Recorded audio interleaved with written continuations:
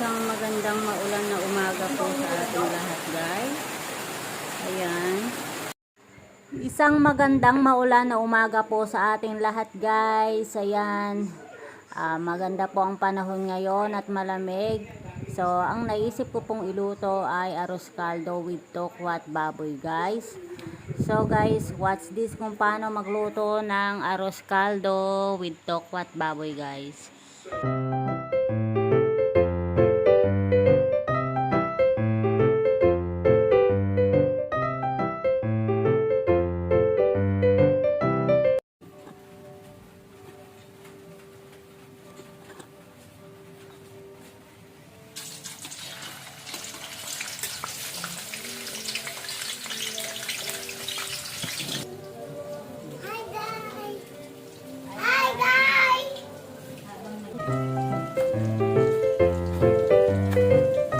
Guys, hihiwain ko na ang bawang, luya at sibuyas, guys. Ayan, guys, so umpisahan ko ng igisa ito. So, ayan, igisa na natin. Ayan, umpisahan natin na ilagay luya. Ayan, kapag kumulo na ang cooking oil ay ilagay na natin ang luya. Then, pagkayari ng luya ay ang bawang.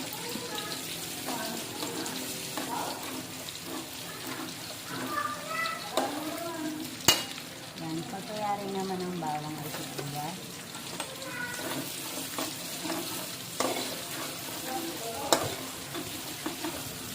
So, yan, guys, hintayin natin pumula at pwede na natin ilagay ang sahog na manok kapag pumula na ang kanyang sibuyas, bawang at luya.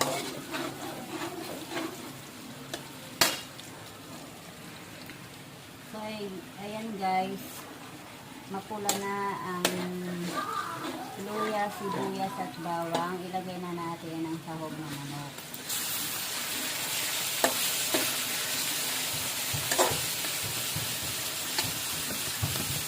Ayan, din pagkatapos ilagay na rin natin ang kapit.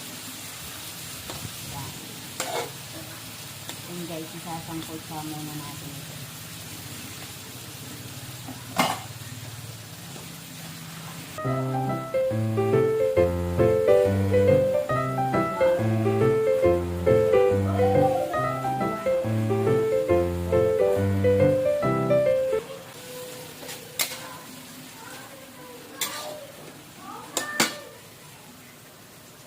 At takpan ko muna ito. Pinilipat ko na ang bigas kung pinakalitan.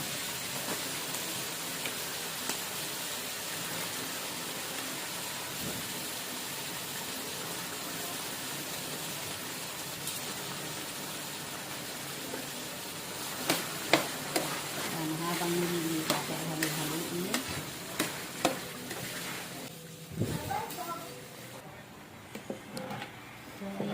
Ayan, guys, sinilipat ko sa isang kaldero.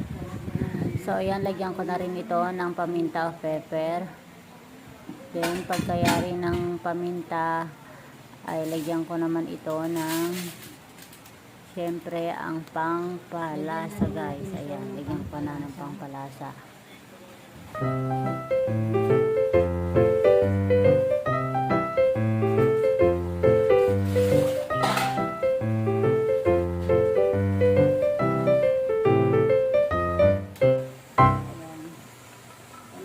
Ayan, guys, at ihahanda ko na rin ang tokwat baboy.